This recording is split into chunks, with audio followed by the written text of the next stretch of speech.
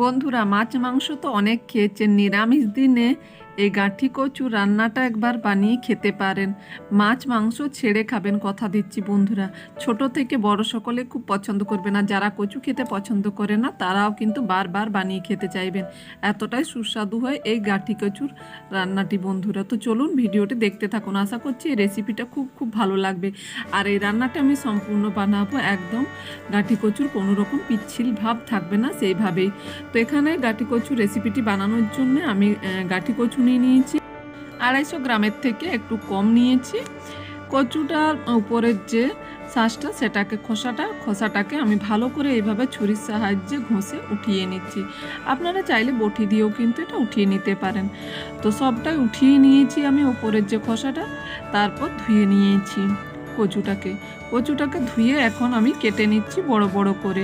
এই গাঠি কচুটা কিন্তু হাত চুলকায় না বন্ধুরা, আর এটা খাওয়ার সময়ও কিন্তু গলা কাটবে না। এই কচুটা অনেকটাই দেখুন সাদা ধূপধূপে, আর এই গাঠি কচুটা খেতে কিন্তু দুর্দান্ত লাগে, আর এই পিচ্ছিল ভাবটা অনেকটাই কম এই গাঠি কচুটার। তো এখন আমি গাঠি কচুটা ভালো করে কেটে নিচ্ছি বড় বড় করে, আর কচুটা কেটে নিয়েছি। আর আমি কচুটার মধ্যে দুটো আলু দেবো মিডিয়াম সাইজের। তো আগেই আমি কচুটাকে আর আলুটা কেটে সাইডে রেখে দিয়েছি একটা প্লেটের মধ্যে উঠিয়ে।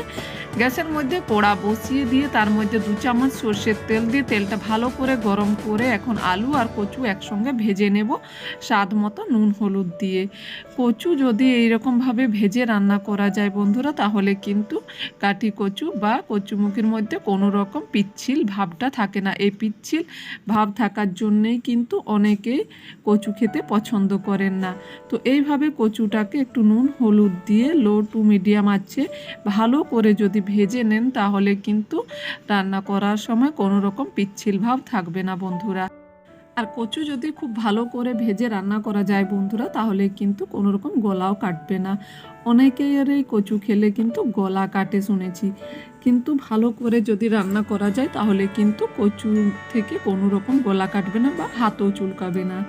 আমি বেশ কিছুক্ষণ সময় নিয়ে কচুটা আলুটা ভেজে উঠিয়ে নিয়েছি। তারপর ওই কড়ার মধ্যে আবারও 1 চামচ সরষের তেল দিয়ে তেলটা ভালো করে গরম করে নিয়ে এর মধ্যে দিয়ে দিয়েছি গোটা জিরে আর শুকনো লঙ্কা ফোড়ন।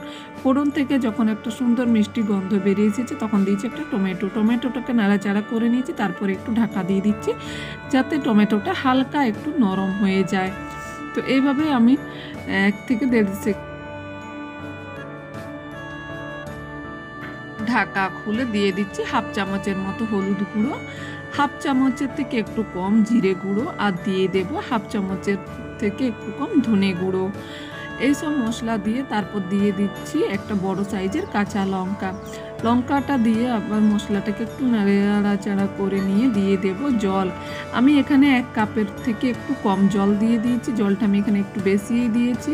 তারপর মশলাটাকে ভালো করে মিশিয়ে নিয়ে মশলাটাকে কষাতে দিয়ে দেব ঢাকা দিয়ে, যতক্ষণ না মশলাটা ভালো করে কষানো হয়ে যাচ্ছে।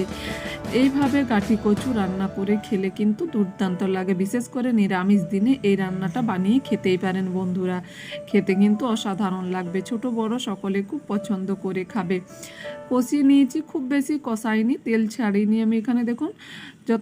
তার আগেই দিয়ে দিচ্ছি ঢাকা খুলে 1 চামচের মতো আদা বাটা দিয়ে আবারও ভালো করে মিশিয়ে নিয়ে তারপর আমি কষিয়ে নিয়েছিলাম যতক্ষণ না মশলা থেকে তেল ছেড়ে এসেছে। মশলা থেকে তেল ছেড়ে আসার পর এর মধ্যে দিয়ে দিচ্ছি স্বাদ মতো লবণটা দেওয়ার পর আবারও ভালো করে মিশিয়ে নিয়ে আবারও ঢাকা না দিয়ে একটুখানি কষিয়ে নিচ্ছি।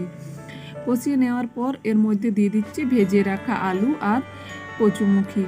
এইভাবে দিয়ে নাড়াচাড়া করে আবারও 2 থেকে 3 মিনিট আমি এটাকে কষিয়ে নেব, এইভাবে নাড়াচাড়া করে, যাতে কচুর মধ্যে ভালোভাবে তেল আর মশলার ফ্লেভারটা ঢোকে সুন্দরভাবে।